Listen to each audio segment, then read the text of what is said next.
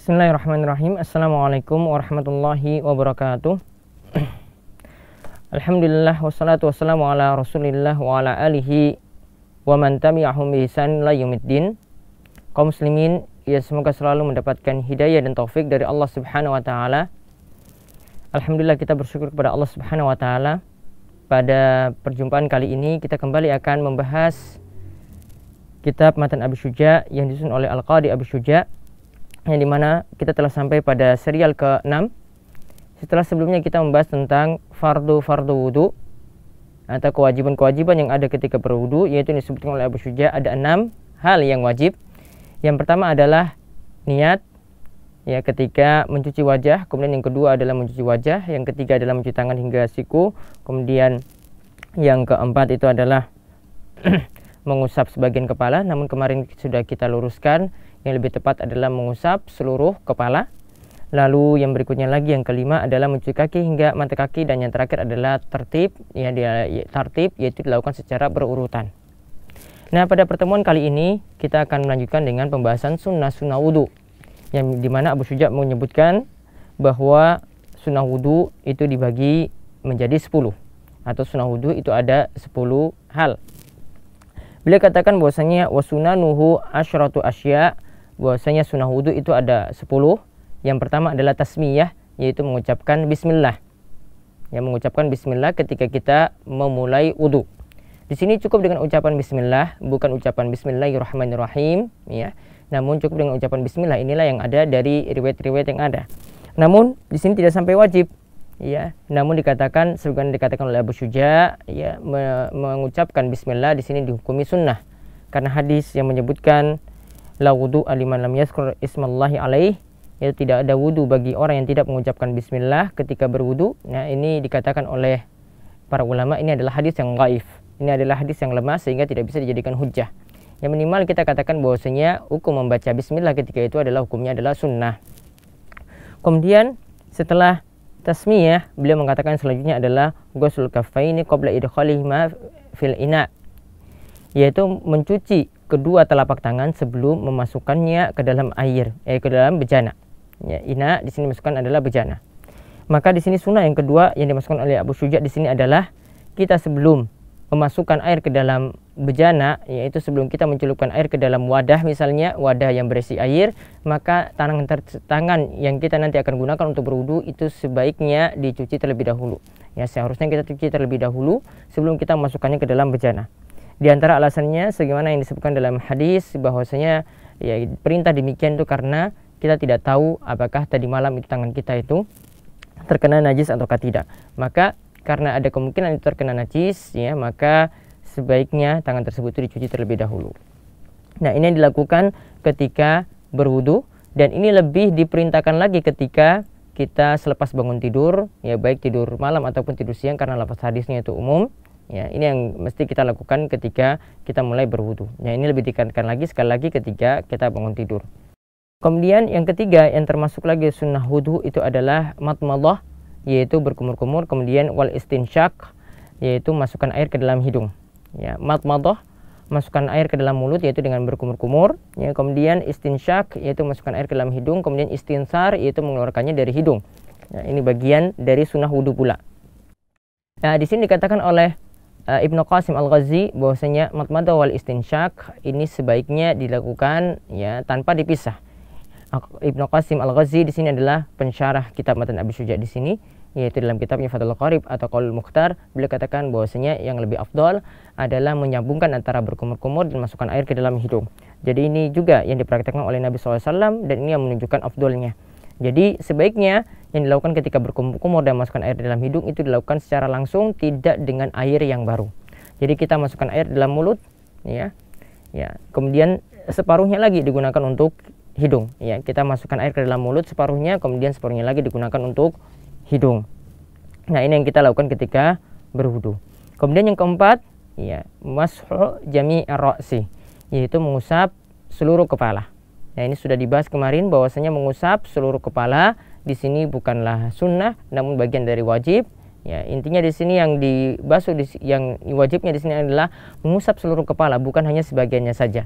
Kemarin sudah dijelaskan bahwasanya di antara alasannya bahwasanya Nabi SAW itu ketika berwudu, sebagaimana juga diterangkan oleh para sahabat ketika mereka menjelaskan berwudu, ya mereka selalu mengusap seluruh kepala, bukan sebagiannya. Kemudian dalam prakteknya juga Nabi SAW itu mengusap kepala itu ada 3 kondisi yang beliau contohkan. Yang pertama mengusap seluruh kepala, kemudian yang kedua mengusap seluruh imamahnya, kemudian yang ketiga mengusap jambulnya atau bagian depan kepala ditambah dengan mengusap imamahnya. Jadi Nabi SAW tidak pernah mengkhususkan cuma mengusap bagian depan kepala saja, tapi mengusap seluruhnya.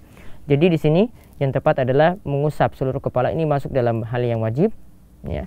Ini yang keempat yang disebutkan oleh Abu Syuja. Kemudian yang kelima yang beliau sebutkan termasuk sunnah wudu lagi adalah wa mashul udzunaini, yaitu mengusap kedua telinga. Lalu beliau katakan di sini zahirihima wa batinihima bima'in jadidin, yaitu mengusap kedua telinga baik bagian luarnya ataupun bagian dalamnya dengan air yang baru.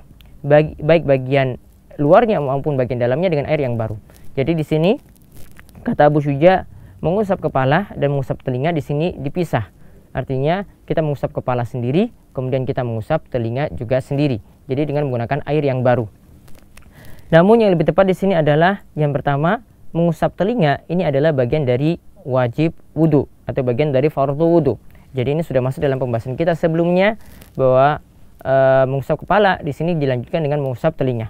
Karena Nabi SAW itu katakan al-udhunani minar ra'si, kedua telinga itu adalah bagian dari kepala.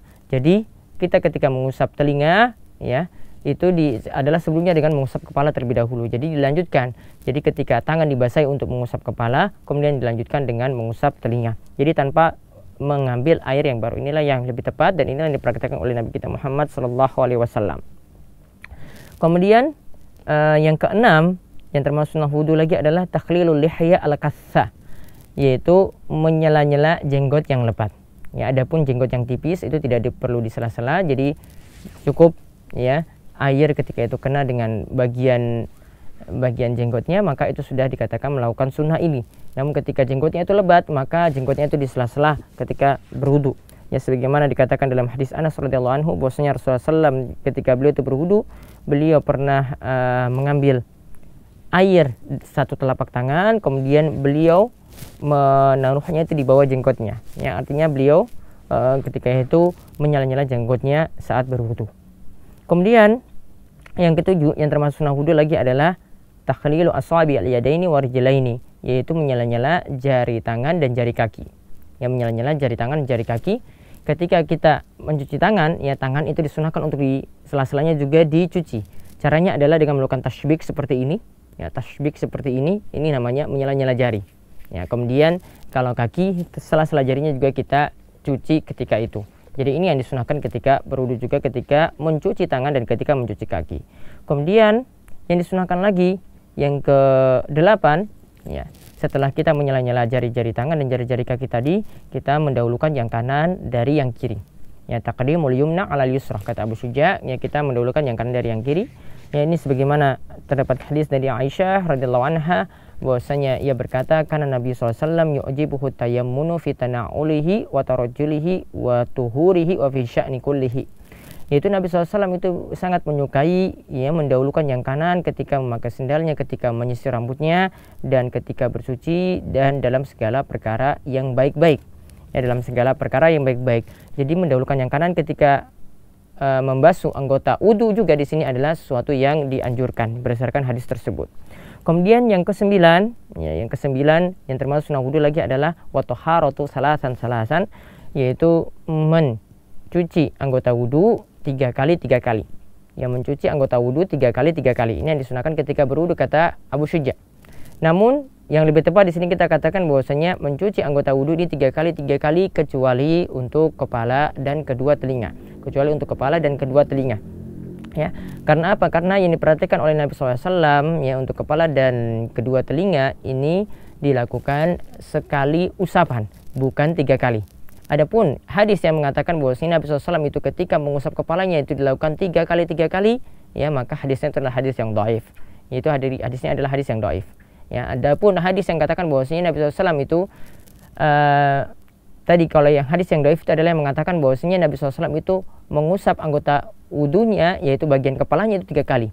Sedangkan hadis yang mengatakan bahwasanya Nabi SAW itu mengusap anggota wudunya 3 kali. Ini hadisnya yang sifatnya umum, maka hadis ini adalah kurang tegas. Ya, yang tegasnya kalau dikatakan bahwasanya mengusap kepala itu sekali, dan ini dipraktikkan oleh Nabi kita Muhammad SAW. Jadi sebagaimana kata Ibnu Qayyim bahwa hadis yang membicarakan mengusap kepala itu 3 kali bisa jadi itu tegas namun tidak sahih, ya. Bisa jadi juga sahih hadisnya namun tidak tegas, seperti yang mengatakan bahwasanya Nabi SAW itu membasuh anggota wudunya 3 kali. Ini tidak tegas, ya, walaupun hadisnya itu sahih.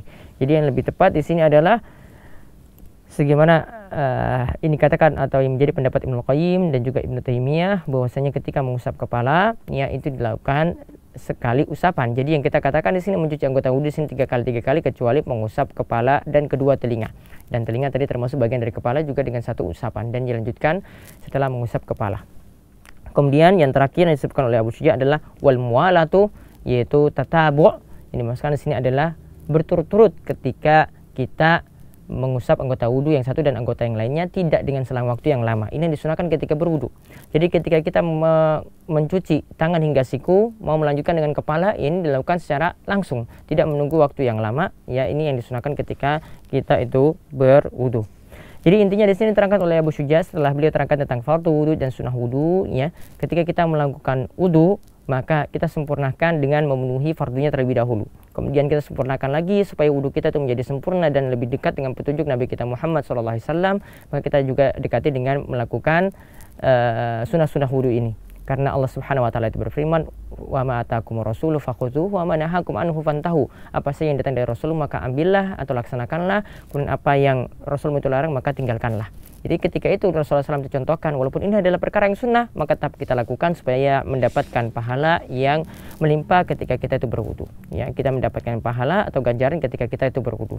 Jadi kita mulai dengan mencuci tangan terlebih dahulu, ya, mencuci tangan. Dan ini lebih ditekankan lagi ketika kita tuh bangun tidur malam maupun tidur siang. Kemudian setelah itu kita berkumur-kumur dan masukkan air ke dalam hidung. Di sini tidak dipisah antara berkumur-kumur dan masukkan air dalam hidung. Ini sebagaimana dipraktikkan oleh Nabi SAW dan juga tadi dikatakan oleh Ibnu Qasim Al-Ghazi bahwasanya berkumur-kumur dan masukkan air dalam hidung itu tidak dilakukan secara terpisah, itu yang lebih afdal. Ya. Kemudian setelah itu, ya, tadi dilakukan 3 kali. Berkumur-kumur dan masukkan air dalam hidung lewat 3 ciduan, ya, kita masukkan separuhnya air ke dalam mulut, kemudian separuhnya lagi ke dalam hidung. Ini dilakukan sebanyak 3 kali. Lalu setelah itu kita mencuci wajah, ya, mulai dari batas rambut bagian atas dan bawah sampai jenggot, ya, kemudian batas tulang dekat telinga. Nah, itu yang kita usap atau kita cuci ketika kita mencuci wajah. Kemudian setelah itu kita mencuci tangan hingga siku, ya. Siku ini termasuk dalam cucian atau termasuk dalam basuhan. Kemudian setelah itu kita basahi tangan kita, kemudian tidak dengan airnya tidak perlu dialirkan. Kemudian ketika itu kita mengusap kepala, ya, dari depan ditarik ke belakang, kemudian dari belakang ditarik lagi ke depan, lalu dilanjutkan dengan mengusap telinga. Lalu setelah itu kita mencuci kaki, ya, mencuci kaki sebanyak 3 kali sampai mata kaki. Mencuci kaki sampai 3 kali sampai mata kaki. Hal ini dilakukan secara berurutan, terutama untuk 4 anggota wudhu, yaitu wajah, kemudian tangan sampai siku, kemudian kepala dan telinga, kemudian ditambah dengan kaki. Itu dilakukan secara berurutan dan juga disunahkan dilakukan secara berturut-turut, artinya tidak dilakukan dengan selang waktu yang lama antara anggota wudhu yang satu dan anggota wudhu yang lainnya. Ini demikian ringkasnya apa yang disampaikan oleh Abu Syuja.